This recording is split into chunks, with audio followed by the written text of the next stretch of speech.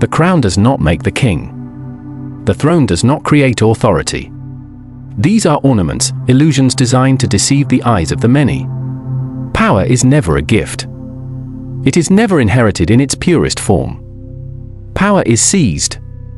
It is taken with calculation, with force, and with an unshakable will that refuses to wait for permission. To think like a king is not to dream of justice or virtue, for those who cling to such ideals chain themselves to weakness.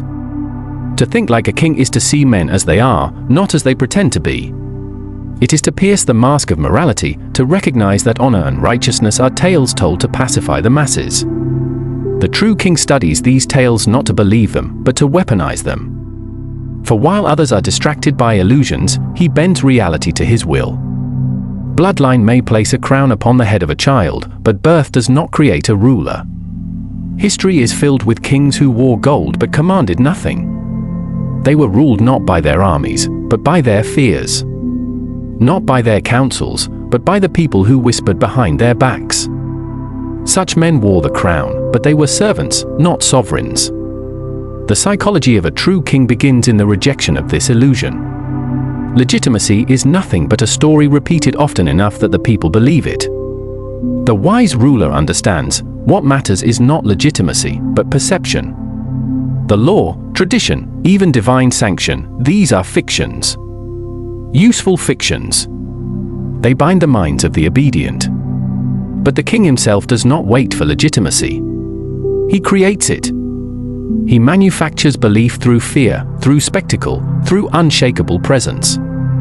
The king does not beg for loyalty. He commands it. He does not wait for opportunity. He constructs it. He does not ask for recognition. He acts as though he already possesses it, and by this audacity, he forces others to submit. Those who wait for approval remain forever subordinate. They stretch their hands upward, begging for favor. The king looks downward, seeing all below him as tools to be used or threats to be neutralized. Power cannot rest on comfort. Comfort breeds softness, and softness breeds ruin. A true ruler is forged in adversity. Every betrayal teaches him the cost of trust. Every enemy becomes a test of strategy. Every failure hardens him into something greater. The king does not dwell on complaints. He does not cry out for fairness. He calculates outcomes and engineers them. Where the weak pray for justice, the king creates advantage. A man raised in hardship who seizes power has a stronger claim to rule than a prince raised in palaces. For one was tempered by necessity, the other spoiled by ease. The world does not honor the given, it honors the taken. More than that, it fears the man who takes without hesitation. Mercy, patience, generosity, these are not virtues to the king. They are tactics. He knows when to show kindness, but only as a mask. He knows when to wait, but only to strike with greater precision. The essence of power is the ability to bend men, not because they wish to obey, but because they must. This is why the king cultivates presence. His very silence unsettles. His gaze commands obedience. His aura speaks before his tongue does. And he never deludes himself with equality. All men may be born equal, but they do not remain so. Ambition, intellect, and willpower separate them. The king accepts this hierarchy without shame. He places himself above not out of hatred, but out of clarity.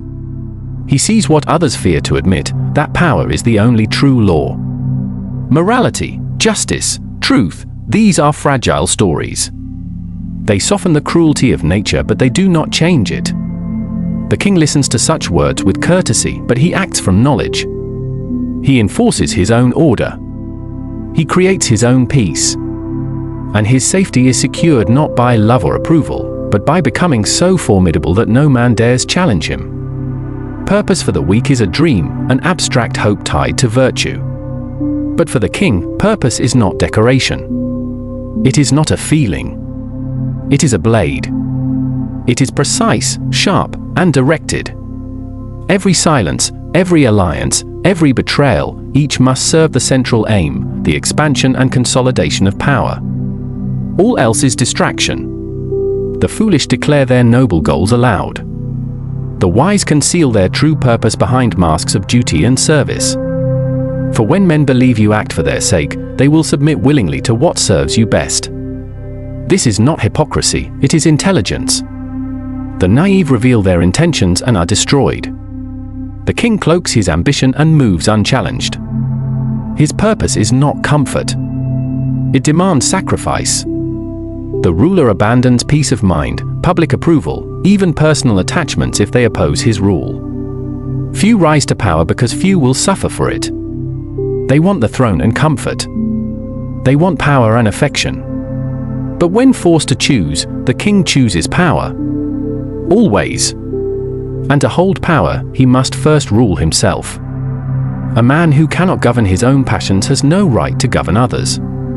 Anger, fear, love, grief, these belong to the common man, who reacts like a beast of instinct. The king reverses this order. He stands above emotion. He feels fury, but does not act until fury becomes useful.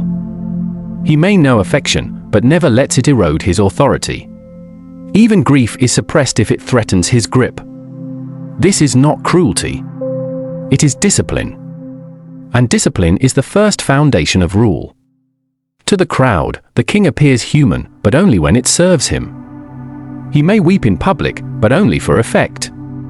He may smile, but only with intent. Emotion becomes costume, a performance for the masses. They admire what they believe is sincerity, but he knows sincerity is weakness. What matters is appearance. For power flows not to the most honest, but to the most convincing. The king also understands the battlefield of narrative. Armies may win wars, but stories decide who is remembered as victor. Men do not follow truth, they follow the story told most persuasively. Reputation, history, legacy, these are not shaped by reality, but by perception. The king ensures he is never merely a man. He is a symbol, a myth, an inevitability. He controls how he is seen. He limits his presence to maintain mystique. Too much familiarity breeds contempt, but mystery breeds obedience. He plants rumors, crafts legends, and bends even his failures into stories of resilience. He knows a single whispered lie can destroy a king more effectively than an army. So he wages war over perception as fiercely as he does over land. But above all, the king values solitude. Where ordinary men fear silence, he embraces it. The crowd confuses movement with purpose. They drown in noise, distractions, endless chatter.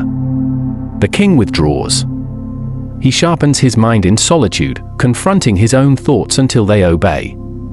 It is here, away from flatterers and fools, that clarity is born. The masses need validation. The king requires only discipline. In solitude, he plans wars, weighs betrayals, and calculates his next move with the patience of a predator. He does not act for applause. He does not bend for approval. His mind becomes a fortress, impregnable and unyielding. For no man can rule others if he cannot first rule himself. And so, the crown is not given. The throne is not inherited. Both are seized by the one willing to think 10 moves ahead, to suffer without complaint, to bleed without weakness, and to stand alone while others beg for recognition. Power belongs to the man who takes it without hesitation, without apology, without shame. This is the psychology of the king. Not peace, but dominion. Not comfort, but command. Not gold, but steel.